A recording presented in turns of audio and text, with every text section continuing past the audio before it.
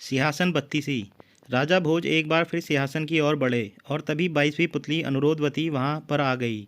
उसने राजा भोज से कहा कि मैं तुम्हें राजा विक्रमादित्य की एक कहानी सुनाऊंगी। उसके बाद यह फैसला करना कि आप सिंहासन पर बैठने लायक हो या नहीं। इसके बाद 22वीं पुतली ने कहानी सुनाना शुरू किया। राजा विक्रमादित्य कला प्रेमी थे और अच्छे कलाकारों को सम्मानित करते थे। वह अपने दरबार में मौजूद योग्य लोगों का भी बहुत सम्मान करते थे। उन्हें चापलूसी बिल्कुल भी पसंद नहीं थी।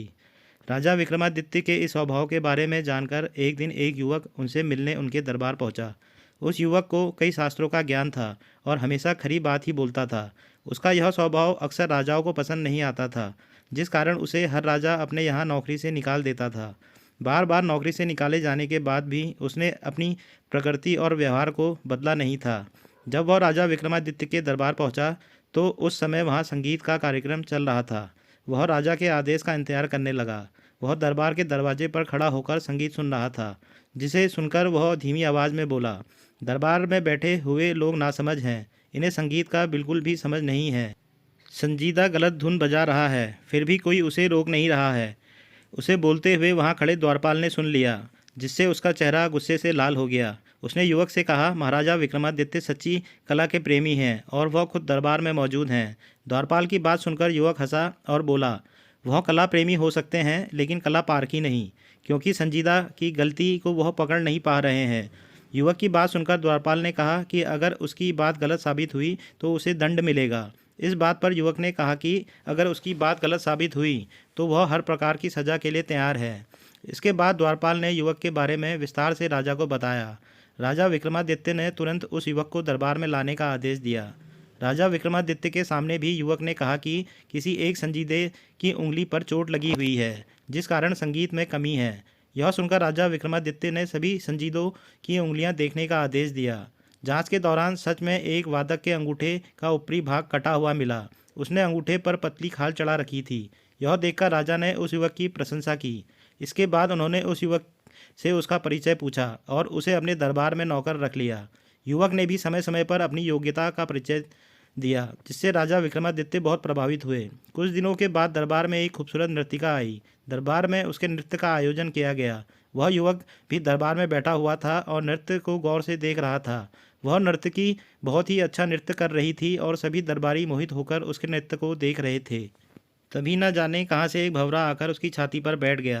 नर्तकी ना तो नृत्य रोक सकती थी और ना ही हाथों से भंवरे को हटा सकती थी, क्योंकि ऐसा करने से भंगिमाएं बिगड़ जाती। ऐसे में उस नर्तिका ने चतुराई से सांस अंदर की ओर खींची तथा पूरे जोर से भंवरे पर छोड़ दी। ऐसा करने में भंवरा उड़ गया। हालांकि यह घटना कोई नहीं देख सका, लेकिन उस युवक ने सब कुछ देख लिया। वह नर्तकी की तारीफ करते हुए उठा और अपने गले की मोतियों की माला उस नर्तकी के गले में डाल दी। यह देखकर सभी दरबारी हैरान हो गए।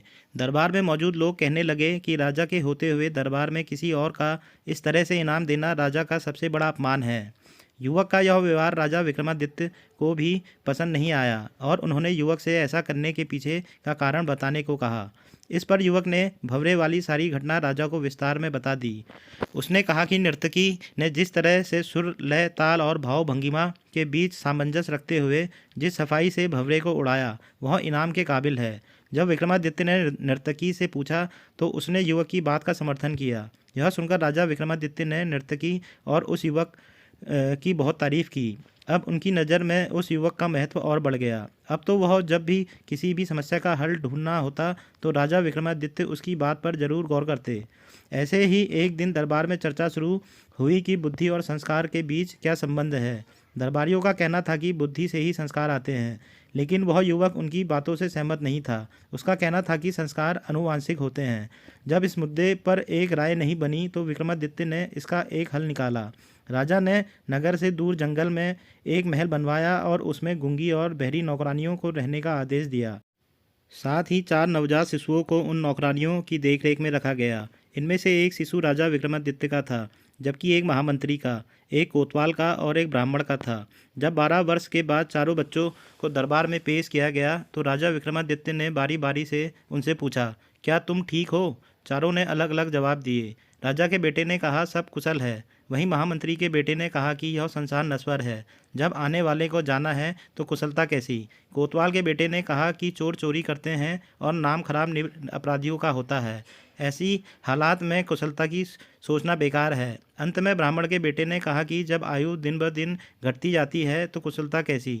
चारों के जवाब सुनकर उस युवक की बातों की सच्चाई सामने आ गई। राजा का बेटा निश्चित भाव से सब कुछ कुशल मानता था और मंत्री के बेटे ने तर्कपूर्ण उत्तर दिया। इसी तरह कोतवाल के बेटे ने न्याय व्यवस्था की चर्चा की, जबकि ब्राह्मण के बेटे ने दार्शनिक उत्तर दिया।